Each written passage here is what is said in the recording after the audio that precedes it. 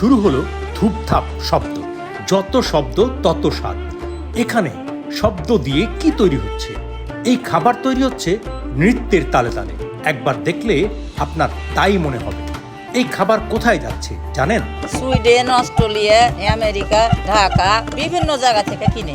অবাক তো লাগবেই, আমাদের জিনিস এত দূর দূরান্ত যাচ্ছে। নিজের হাতে বানাই আমরা।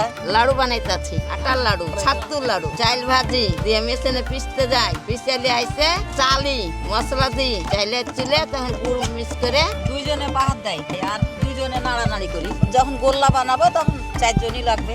অনেকক্ষণ, 1 ঘন্টার বেশি লেগে গেল। যে যখন একবারে নরম নরম হয়ে যাবে তখন বানতে লাগবে। গুড় দিয়েছি আর ওই যে এলাচ, কাঠ মশলা, লং আর গোলমরিচ আর মোহরি আর গুড় চুট দিয়েছি। সব বাইরে চলে যায়, বিভিন্ন দেশ দেশে কিনে সব। ঘন্টা দেড়েক লাগে।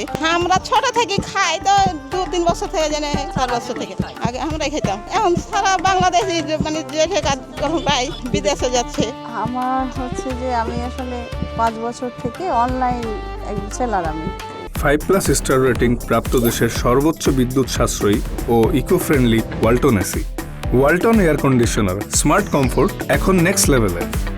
আমি চাচ্ছিলাম যে আমার উদ্যোগের ফলে যদি ভালো কিছু করতে পারি, এটাই আমার মেইনলি উদ্দেশ্য। আমাদের যে যে জিনিসগুলো, আমাদের গ্রামীণ যে ঐতিহ্যগুলো, খাবার বলেন, নকশি কাঁথা বলেন, যে কোনো মানে আমাদের ভালো প্রোডাক্টগুলো আমি চাচ্ছিলাম যে আমাদের নিজ জেলায় না, জেলার বাইরেও যাক। প্রথম উদ্যোগ বাইরে ছিল না, দেশের মধ্যেই ছিল। তারপরে দেখি আস্তে আস্তে যারা দেশের মধ্যে, তারা অনেকে তো দেশের বাইরে থাকে। আমার নিজেরও রিলেটিভ অনেক দেশেই থাকে। দেখলাম যে ওরাও মানে বাইরে থেকে খুব সাড়া পেলাম। এভাবে আস্তে আস্তে মানে আমাদের পেজের মানে জনপ্রিয়তাটা বেড়ে গেল। তখন আমার মনে আইটেমও আমি শুরু করলাম যে আস্তে আস্তে আইটেমগুলো আমি বেশি করি। ছাতুর নাড়ু, এটা আমাদের তো একটা চাপাইয়ের ঐতিহ্য। নারিকেল নাড়ু, তিলের নাড়ু, মুড়ির নাড়ু, তারপরে হচ্ছে আমাদের কলাইয়ের আটা, কলাইয়ের ডাল, এগুলোর প্রচুর মানে চাহিদা আমাদের বিভিন্ন জেলাতে এবং দেশের বাইরে।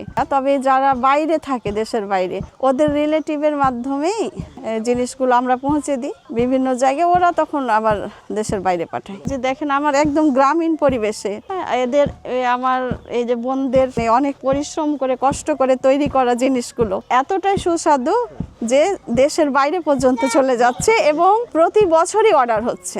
এই ঢেকির বানানো নাড়ু আর এই আমার বোনদের হাতের এই নাড়ু আমেরিকার মানুষ খাচ্ছে, বসে বসে খাচ্ছে। এটা তো আমাদের চাপাইয়ের গর্ব, আমার নিজ মোবারকপুর গ্রামের একটা গর্ব।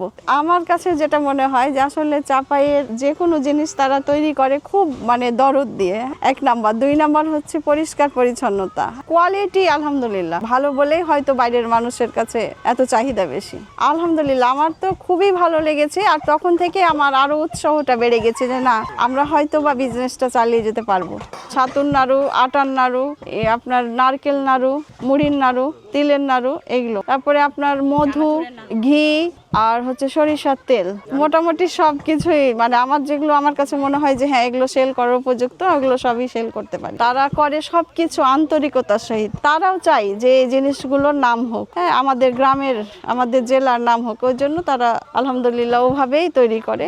এইটাতে আমরা খুব খুশি। আর আমরা বানাইতে পারি মেশিনে লয়, আমরা হাতে আমরা এমন একটা প্র্যাকটিস করে বানাইতে পারি যে সবাই খাইয়া যে খুশি। যেটা চাপাইয়ের বিখ্যাত সেটা বাহিরেরও বিখ্যাত। পছন্দ, আগ্রহ, রুচি, রুচি সম্বন্ধে গুড়, রুচি সম্বন্ধে ঘি, তারপরে চাউল, আতপ চাউল, উষা চাউল, সিদ্ধ ধানের চাউল, যাতে পেটের কোনো ক্ষতি না করে, শরীরের যাতে যে কোনো ক্ষতি না হয়, এই দিয়ে আমরা তৈরি করে দেশ বিদেশে প্রচার করি।